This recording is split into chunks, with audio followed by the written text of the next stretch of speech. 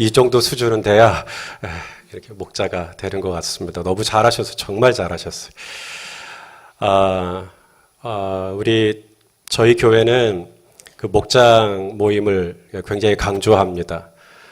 왜냐하면 그 목장 모임을 하는 것이 분명히 우리 성도님들의 신앙생활에 도움이 된다고 제가 생각을 하기 때문에 그렇습니다.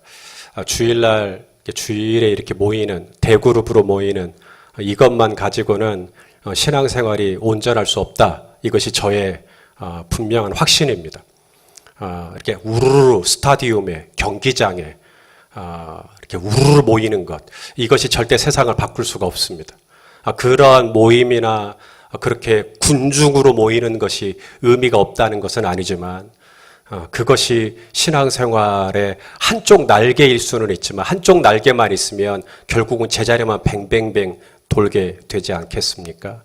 그러므로 하나의 날개가 또 있어야 돼요. 그 또 다른 날개가 바로 소그룹입니다. 소그룹이 바로 2명, 3명, 4명으로 모이는 소그룹. 아주 인격적이고 친밀하고 서로의 얼굴을 알고 서로의 이름을 불러줄 수 있는 그런 친밀한 관계가 형성될 수 있는 주일날 이렇게 대그룹으로 모였을 때 절대로 이루어질 수 없는 스킨십, 아주 친밀한 인티머시, 친밀감이 형성될 수 있는 그런 그룹이 또 있어야 돼요. 그게 바로 소그룹입니다. 목장입니다. 이게 교회 안에 있을 때 신앙생활의 맛이 나고 또 신앙생활은 훨씬 더 건강해질 수가 있어요. 그래서 저는 교회를 개척을 하고 또 공동체를 이루어갈 때 우리 성도님들에게 주일날 교회만 잘 나오시라고 그게 아니라 이것도 해야 되지만 반드시 목장 안으로 들어가서 2명, 3명, 4명, 5명, 6명 같이 소그룹으로 사귀라고 그렇게 해야 신앙생활에 건강한 밸런스를 맞출 수가 있다고 그렇게 해야 내 믿음이 성장할 수가 있다고 그렇게 강조를 해왔고 그래서 2004년 7월 31일 날 이 교회가 창립이 되고 2005년 1월 달부터 목장 모임이 첫 목장, 1개 목장으로부터 시작이 됐어요. 그 다음에 2개 목장, 열린 목장과 베델 목장. 그 다음에는 믿음, 소망, 사랑, 3 목장. 이런 식으로 해서 2개, 3개, 4개, 5개. 그래서 작년에는 28개, 올해도 28개.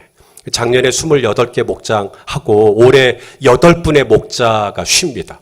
올해 8분의 목자가 쉬니까 20개 목장으로 줄을 수밖에 없는데 또다시 8분의 목자가 다시 회복이 됐어요.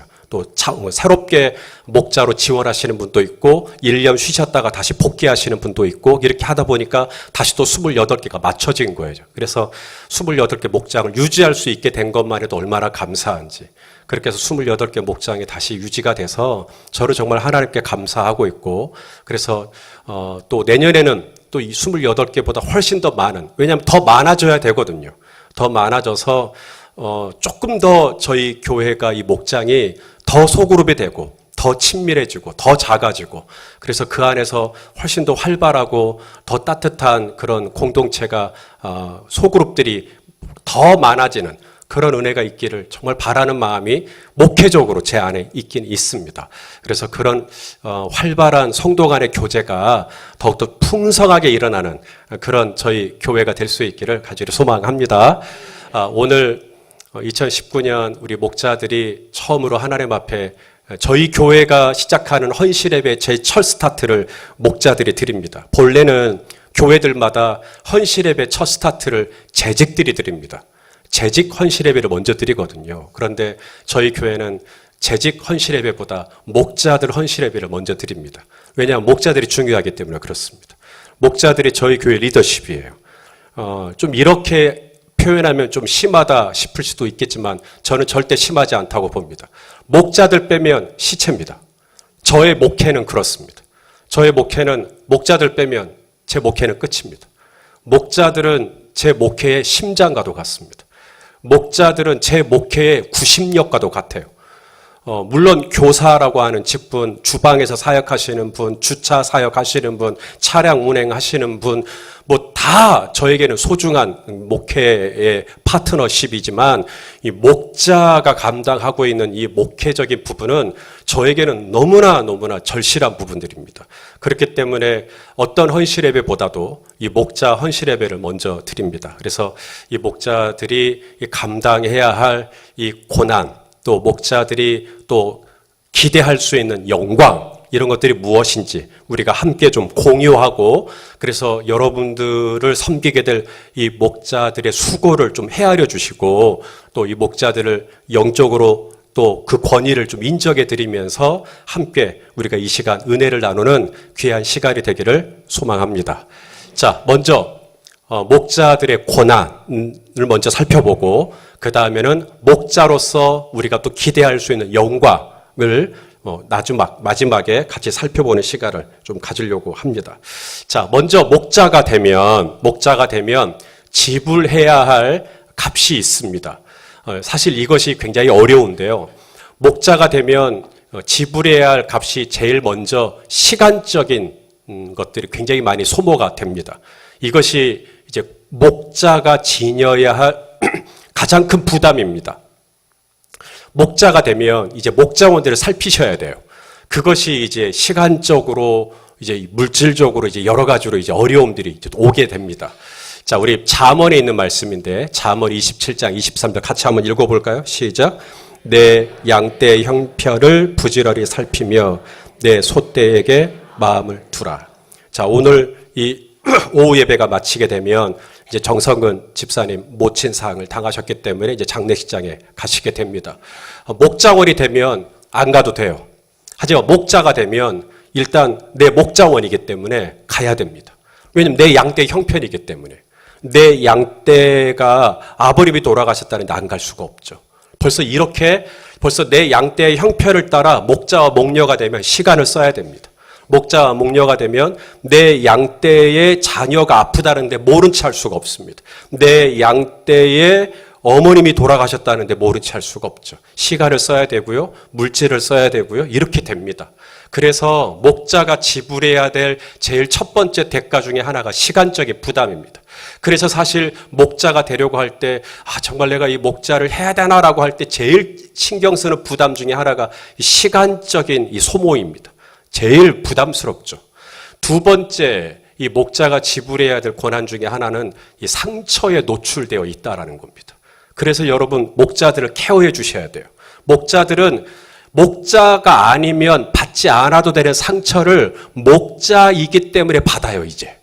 목자만 아니면 안 받아도 되는 상처를 목자이기 때문에 받기 시작합니다. 아주 미숙한 목자원들 때문에. 왜냐하면 목자원들이 다 성숙하진 않거든요. 어른이 됐다고 다 성숙하진 않더라고요, 보니까. 저도 어른이지만 제 안에도 여전히 어른이지만 그냥 어린이 같은 그런 성인 아이 같은 그런 면들이 있어요. 그래서 미숙한 저의 어떤 모습 때문에 제 아내가 상처받고, 미숙한 저의 모습 때문에 우리 장로님들이 상처받고, 미숙한 저의 모습 때문에 우리 성도님들이 상처받고, 미숙한 목자원들의 어떤 모습 때문에 당연히 우리 목자와 목녀들이 그 상처를 고스란히 받을 때가 있겠죠. 자, 누가복음 22장 24절. 제자들이 서로 다툽니다. 어떤 것 때문에 다투죠? 누가 크냐? 지금 예수님은 십자가를 목전에 두고 있어요. 십자가를 목전에 두고 많은 사람들을 위하여 대속제물로 당신이 이제 죽게 생겼는데, 지금 이 죽음을 앞에 둔 이 제자들, 예수님은 지금 십자가를 앞에 두고 있는데 제자들은 그 와중에도 무엇 때문에 다투고 있어요? 누가 크냐? 예수님이 이제 십자가에 돌아가시면 우리 중에 누가 꼬봉이 될 거냐? 요것 갖고 다투고 있어요. 예수님은 많은 사람을 위하여 대속제물로 죽을 것 가지고 지금 고민하고 있는데, 제자들은 예수님이 나중에 죽으면 우리 중에 누가 클 거냐, 요것 갖고 다투고 있는 이 미숙하기 짝이 없는 제자들의 이 모습. 복음서에 보면 누가 크냐라고 하는 이 주제를 가지고 3번이나 다툽니다. 이게 제자들의 한계예요. 이 미숙한 제자들의 모습. 우리 중에 누가 크냐, 우리 중에 누가 크냐, 우리 중에 누가 크냐. 고린도전서 1장 12절에 보면 바울이 고린도 교회에 편지를 씁니다. 이 고린도 교회는 참 은사가 많은 교회예요. 우리가 신약 성경에 보면 뭐 방언의 은사, 예언의 은사, 뭐 영분별의 은사, 뭐 가르치는 은사, 섬김의 은사, 믿음의 은사, 권능의 은사, 통변의 은사, 모든 은사를 다 고린도 교회가 다 가지고 있어요. 그렇게 은사가 많은 고린도 교회인데 이 고린도 교회가 얼마나 미숙한 교회인지 교회가 다 찢어져 있어요. 자, 뭐라고 고린도 교회에 썼냐? 자, 고린도 교회 고린도전서 1장 12절 다 같이 읽어볼까요? 시작. 내가 이것을 말하거니와 너희가 각각 이르되 나는 바울에게 나는 교회가 이렇게 다 쪼개져 있는 거예요. 나는 바울파, 나는 아볼로파, 나는 게바파, 나는 그리스도파 이렇게 교회가 4분 5열되어 있는 거예요. 이게 고린도 교회의 실패였어요. 미숙하니까 서로 다투고 있는 거죠. 은사는 그렇게 많은데 교회는 막 찢어져 있는 누가 크냐? 미숙한 목자원들 때문에 목자 목녀들이 상처를 받을 수 있죠. 미숙한 제가 목자 목녀들하고 초원 모임을 한 달에 한 번씩 해요. 그러면 목자 목녀들이 어떤 부분 때문에 가장 상처가 됩니까? 라고 물어보면 목자 목녀들의 무반응 이게 가장 상처가 크대요. 무반응 반응이 아예 없는 거 이게 너무 힘들대요. 반응이 아예 없는 거. 이렇게 좀 반응 좀 해주세요. 없잖아요, 이렇게. 반응 좀 해주라. 반응 좀. 이게 좀 반응 있었으면 좋겠다. 자, 그 다음 또 목자가 되면 어디에 노출되어 있을까요? 외로움에 노출되어 있습니다. 이게 참, 목장원이 되면요, 이야기를 하거든요. 목장원이니까. 저 이게 힘들어요. 목장원이 되면, 저 이런 일이 있었어요. 목장원이 되면, 저 요즘에 이런 제목이 있어요. 목장원이 되면 내 속에 있는 얘기 오히려 해요. 편하게. 근데 목자가 되면 이제 그 이야기 더 못합니다. 왜냐하면 내 얘기를 꺼내는 것이 목장원에게 부담이 될까 싶으니까. 그래서 목자가 되면 오히려 예전에 목장원일 때 편하게 했던 얘기를 목자가 되는 순간 오히려 더 못하게 돼요. 왜냐하면 내가 얘기를 하면 내가 이 얘기를 하게 되면 우리 목장원들이 얼마나 힘들까 싶어가지고. 그래서 목자가 됐을 때 치료해야 될 대가 중에 하나가 외로움이에요. 그래서 지도자가 되면 더 외로워지는 법이에요. 제가 언제 제 속 얘기를 편하게 여러분에게 못하지 않습니까? 그것을 지도자가 됐을 때 치료해야 될 대가 중에 하나예요. 외로움에 노출되어 있어요. 자, 예수님이 요한복음 16장 32절에 보라, 다 각각 제 곳으로 흩어지고 나를 혼자 둘 때가 왔다.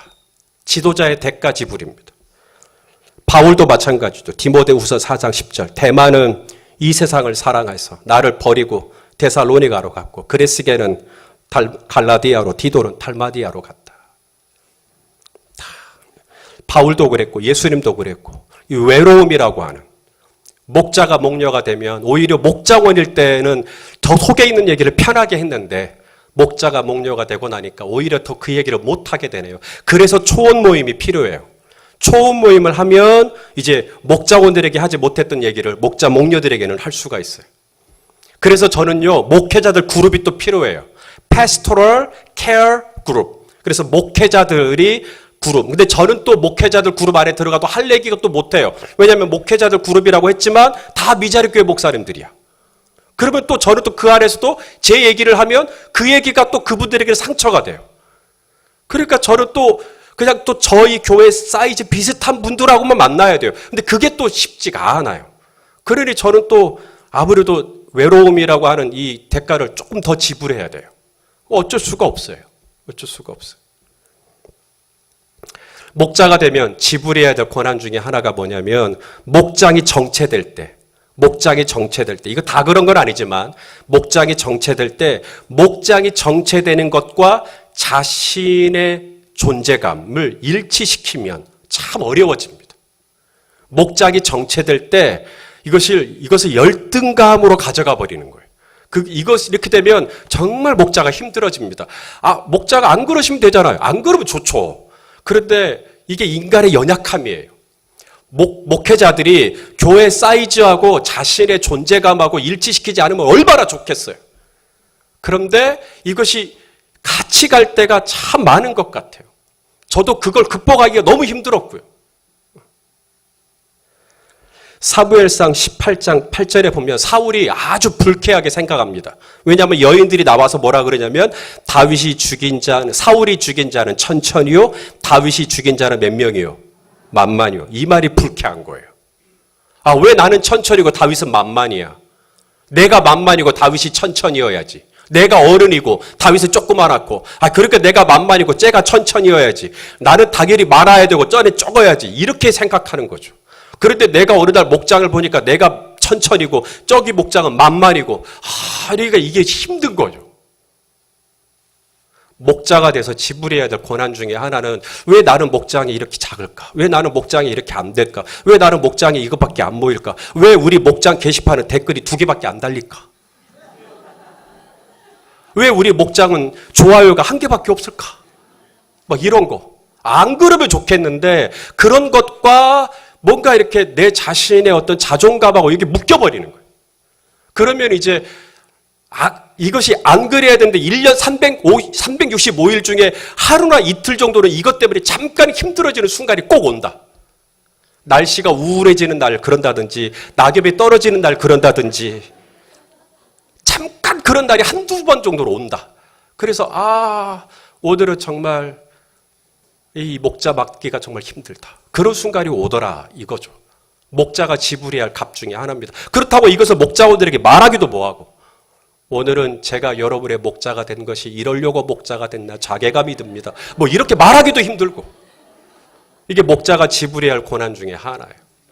또 하나, 목자가 지불해야 할 고난 중에 하나는 자신의 자격이 미달된다. 내가 자격이 미달된다라고 하는 낮은 자존감. 이게 정말 힘들어요. 이게 진짜 힘들어요. 자, 열왕기상 19장 4절에 보면 엘리야의 고백이 나오거든요. 엘리야는 불의 종 아닙니까? 주여 불로 응답하소서. 그러니까 하늘에서 불이 떡 떨어졌잖아요. 이런 불의 종이 뭐라 그러냐면 자기를 죽여달래요. 하나님 저 죽여주십시오. 이유가 뭔가? 자기하고 누군가를 비교하고 있어요. 자, 읽어보시죠. 열왕기상 19장 4절 시작. 자기 자신은 광야로 들어가 하루 길쯤 가서 한 로뎀나무 아래에 앉아서 자기가 죽기를 원하여 이르되 여호와여 넉넉하오니 지금 내 생명을 거두시옵소서. 나는 내 조상들보다 낫지 못하니이다. 지금 자기하고 누구를 비교하고 있어요? 조상들하고 비교하고 있잖아요.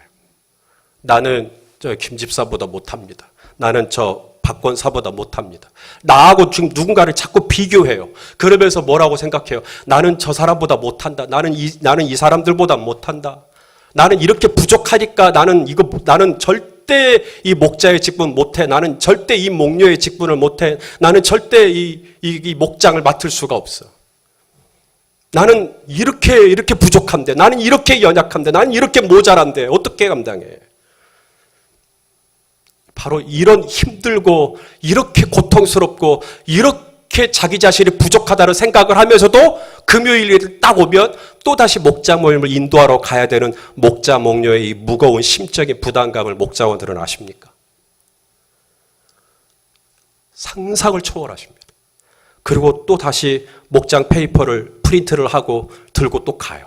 이런 낮은 자존감, 때로는 열등감, 1년 365일 내내 그러는 건 아니지만 어느 순간은 이것이 잠깐 내 마음을 무겁게 짓눌렀지만 아무렇지도 않은 척 포커페이스, 얼굴 딱 가리고 괜찮은 척하고 여러분 앞에 가서 웃으면서 목장 모임을 이끌지만 내 안에는 낮은 자존감 때문에 지금 무너져 있고, 나는 지금 너무나 헝클어져 있고, 나는 지금 너무나 무거워져 있고, 나는 지금 너무나 힘들어하고 있지만, 아무렇지 않은 척하고 있지만 끝나고 나서 돌아갔을 때 치우면서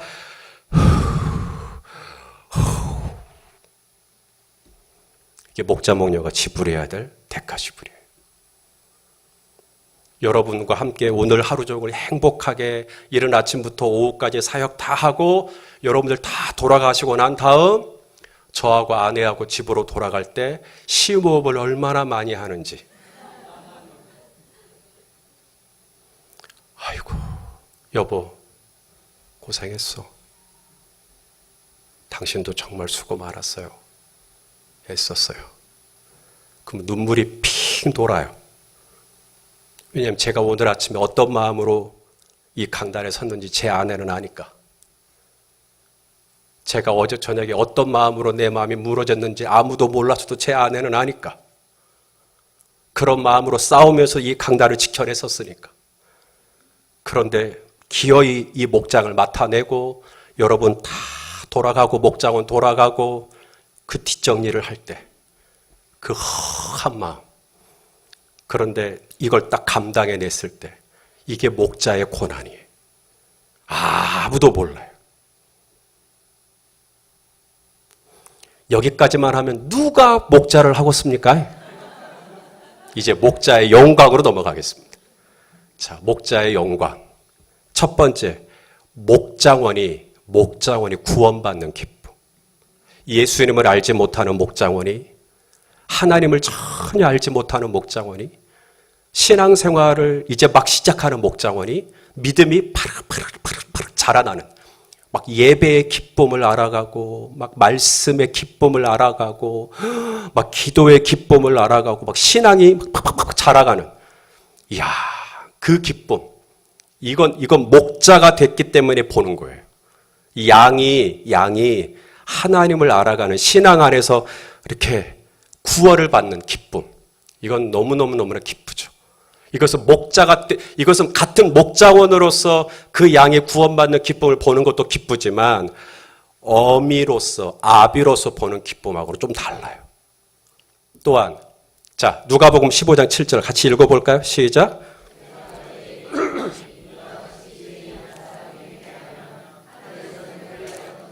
의인 99으로 말미암아 기뻐하는 것보다 더하리라. 예, 양이 구원받는 기쁨, 회개하는 기쁨.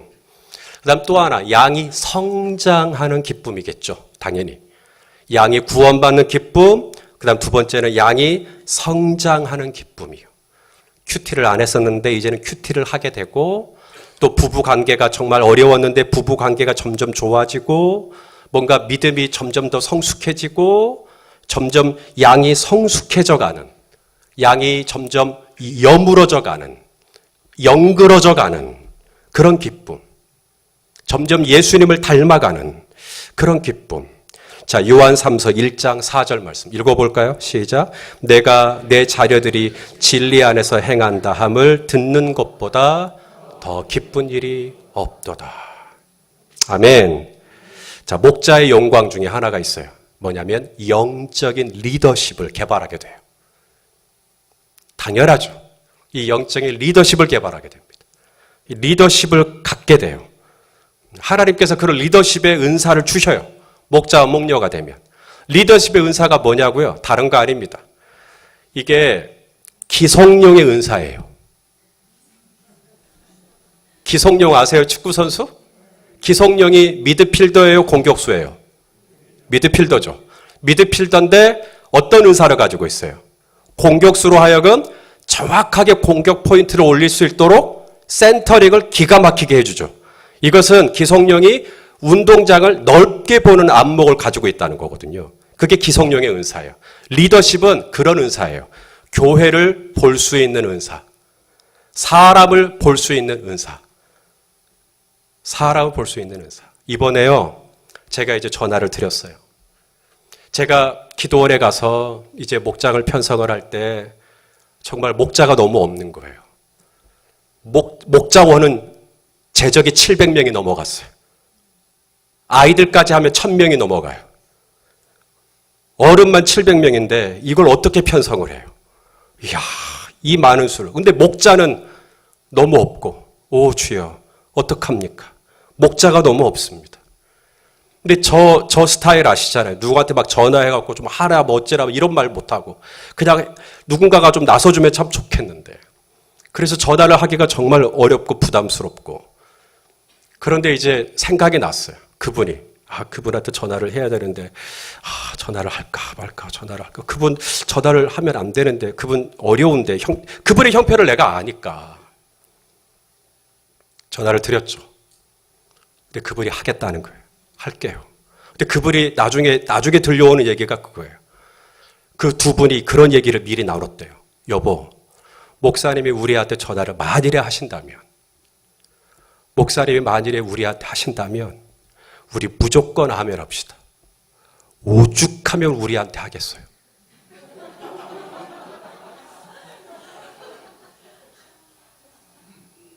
오죽하면 우리한테 하겠어요.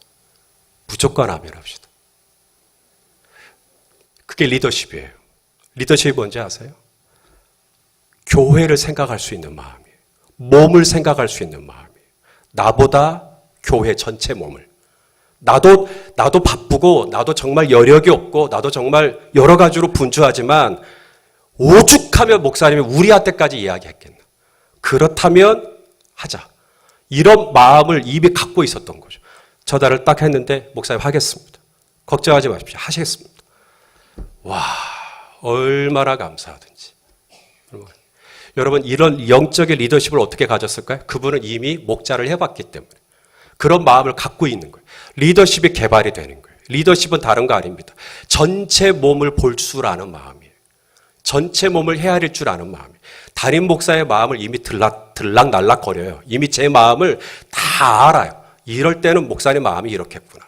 딱 알아요. 이게 리더십인 거죠, 벌써. 지도자인 거예요. 큰 마음을 벌써 갖고 있어요.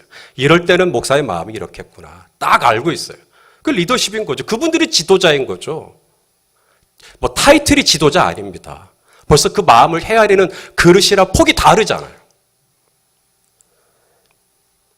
자, 출애굽기 18장 25절, 26절. 저는 이게 영적인 리더십에 대한 말씀이라고 봤는데요. 같이 읽어볼까요? 시작. 모세가 이스라엘 무리 중에서 능력 있는 사람들을 택하여 그들을 백성의 우두머리 곧 천부장과 백부장과 50부장과 10부장을 삼음에 그들이 때를 따라 백성을 재판하되 어려운 일은 모세에게 가져오고 모든 작은 일은 스스로 재판하더라. 그래서 모세가 일을 나누잖아요. 천부장, 백부장, 50부장, 목자들하고 이렇게 일을 나눠요. 그래서 제가 다 갈 수 없으니까 목자들이 가고, 제가 다 상담해 줄 수 없으니까 목자들이 상담하고, 제가 다 챙겨드릴 수 없으니까 목자들이 챙기고, 큰 일은 담임 목사가 하고, 작은 일은 목자들이 다 챙기고, 같이 하는 거죠. 제 목회의 동반자예요. 인격적인 성숙을 이루게 되겠죠. 당연하죠. 이것은 목자의 역할을 수행하면 수행할수록 인격적으로 훨씬 더 다듬어지게 돼 있습니다. 부딪히니까요, 자꾸. 목자원들을 만나고 목자원들이 이끌고 하다 보니까 자연스럽게 인격적인 성숙을 만나게 됩니다. 자, 로마서 5장 3절, 4절 읽어보겠습니다. 시작. 다만 이뿐 아니라 우리가 환난 중에도 즐거워하나니 이는 환난은 인내는 여기서 연단이 캐릭터예요. 캐릭터, 성품. 그러니까 이 어려움들을 통해서 목자로서 수행하는 어려움들을 통해서 인내를 배우고 인내를 통해서 내 성품이 다듬어지고 성품이 다듬어지고 나니까 소망이 이루어지더라는 거예요. 그게 하나님의 방법입니다. 그래서 목자를 통해서 내가 목자를 하지 않았으면 내가 어디서 인내를 배울 것이며 내가 목자를 하지 않았으면 이 인내를 통해서 하나님이 나의 가정과 내 사업장을 축복하시는 이런 은혜를 경험하게 되는 것이죠. 다섯 번째, 기도의 응답을 경험하게 되겠죠. 이것이 목자의 영광 중에 하나입니다. 기도의 응답. 자, 야고보서 5장 15절 말씀 우리 한번 같이 읽겠습니다. 시작. 믿음의 기도는 병든 자를 구원하리니 주께서 그를 일으키시리라.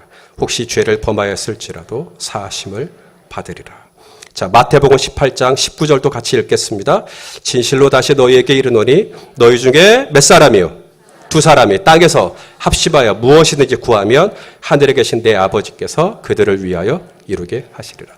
목자 목녀들이 되면 정말 이 기도의 응답을 너무나 명확하게 경험하게 됩니다. 놀랍게도 정말 이 목자로서 정말 기도를 했을 때, 목자원들을 위해서 기도했을 때 정말 내 기도는 하나님이 빨리 안 들어주시거든요. 근데 목자원들에서 기도할 때 하나님이 빨리빨리 들어주셔요. 그런 놀라운 오묘한 기가 막히게 내 기도는 피해 가시고 목자원들의 기도는 신속 정확하게 들어주시는 하나님의 이 오묘한 방법들을 배우게 됩니다. 그러면서 내 기도는 나중에 또 하나님이 또 응답해 주시긴 하시지만 이 목자원들의 기도를 하나님이 잘 들어주시는 것들을 경험하게 돼요. 그러면서 이 목자원들이 더 이 목장을 신뢰하게 되고 목자의 기도를 더 신뢰하게 되고 그렇게 영적인 권위를 세워주시는 하나님의 방법들을 또 배우게 됩니다. 마지막 목자가 되면 어떤 영광을 얻게 될까요? 하늘의 상급입니다. 이 땅의 상급이 아니라 하늘의 상급. 오늘 우리가 읽었던 본문에도 나오지만 자, 다니엘 12장 3절 말씀 우리 읽어볼까요? 시작. 지혜 있는 자는 궁창의 빛과 같이 빛날 것이요 많은 사람, 목자원들입니다. 많은 사람을 옳은 대로 돌아오게 한 자는 별과 같이 영원토록 빛나리라. 저는 우리 목자들이 나중에 주님 앞에 섰을 때 아름다운 상급을 받게 되리라고 믿습니다. 자, 오늘 본문이 끝나는 5장 4절, 베드로전서 5장 4절 읽어볼까요? 시작. 그리하면 목자장이 나타나실 때 시들지 아니하는 영광의 관을 얻으리라. 대구 교육대학교 이 두 학생이 이번에 중등 임용고사에 둘 다 합격을 했어요. 최근에 나온 기사를 혹시 읽어보셨을까요? 이 두 학생이 둘 다 장애를 가지고 있어요. 한 학생은 걷지를 못하는 휠체어를 의지하는 학생이고 한 학생은 앞을 보지 못하는 시각장애를 가지고 있습니다. 자, 나이 차이는 있어서 언니 동생 하는 사이입니다. 이 두 학생이 이제 서로 의지하는 거죠. 경사진대를 올라갈 때면 이제 휠체어를 타고 있으니까 올라갈 수가 없죠. 그러면 이제 앞을 보지 못하는 동생이 끌어주는 겁니다. 도서관까지. 그러면 높은 곳에 있는 책을 끄집어낼 수가 없으니 동생한테 책 있는 위치를 알려줘요. 그러면 동생이 더듬더듬해서 책을 골라줍니다. 그러면 앞을 보지 못하니까 책을 읽을 수가 없죠. 그러면 이제 언니가 책을 다 읽어줍니다. 그러면 앞을 보지 못하는 이 동생은 귀로 다 듣는 것이죠. 그렇게 서로 귀의 역할, 입의 역할, 손의 역할, 다리의 역할을 서로 번갈아 가면서 자신의 부족한 부분들을 채워주면서 공부를 합니다. 그리고 이번에 둘 다 합격을 해요. 너무나 아름다운 기사여서 제가 이것을 받았어요. 어쩌면 이것이 바로 저와 우리 목자들이 하는 일이 아닐까 싶어요. 제가 다 갈 수가 없어서 우리 목자들이 있는 것이고 제가 다 말할 수가 없어서 목자들이 있는 것이고 제가 다 도와드릴 수가 없어서 목자들이 있는 것이고 제가 다 챙겨드릴 수가 없어서 목자들이 있는 것입니다. 유대인들이 읽는 성경 다음으로 읽는 탈무드. 탈무드에 보면 이런 대목이 있습니다. 하나님은 영이시기 때문에 등이 없어요. 등이 없어서 우리를 업어줄 수가 없어요. 그래서 우리를 업어주기 위해서 엄마를 만드셨대요. 하나님은 영이시기 때문에 손이 없어요. 그래서 우리가 넘어졌을 때 일으켜 줄 수가 없어요. 그래서 우리를 일으켜 주라고 엄마를 만들어 주셨대요. 하나님은 영이시기 때문에 우리가 어려울 때 달려갈 수가 없어요. 그래서 우리를 달려가라고 엄마를 주셨대요. 하나님은 영이시기 때문에 우리가 정말 어려울 때, 우리가 정말 슬플 때, 우리가 정말 낙망할 때 우리를 안아줄 수가 없대요. 그래서 우리가 정말 힘들고 어려울 때 우리를 따뜻하게 안아주라고 엄마를 주셨대요. 우리에게 목자를 주신 이유도 똑같습니다. 제가 우리 성도님들이 넘어졌을 때 제가 달려갈 수도 있지만 다 달려갈 수 없기에 28분의 목자가 있는 것이고 제가 다 손잡아 드릴 수 없기에 28개의 손이 있는 것이고 제가 다 일일이 달려갈 수 없기에 28분의 다리가 있는 것이고 제가 일일이 다 알아드릴 수 없기에 28분의 품이 여러분에게 준비되어 있는 것입니다. 우리 목자와 목녀들이 저를 대신하여 따뜻한 손이 되고 따뜻한 발이 되고 따뜻한 등이 되어 우리 목장원 성도님들을 안아주시고 품어주시고 잡아주시고 일으켜주시고 업어주시면서 금년 한 해 우리 성도님들의 손도 되어주시고 발도 되어주시고 따뜻한 등도 되어주시면서 금년 안에 이 공동체가 정말 우리 하나님이 원하시는 곳까지 잘 달려가셔서 훗날 주님 앞에 섰을 때 목자장이 시들지 아니하는 아름다운 상급으로 여러분에게 주시는 그날을 바라보시며 달려가는 우리 모두가 되실 수 있기를 예수님의 이름으로 축원합니다.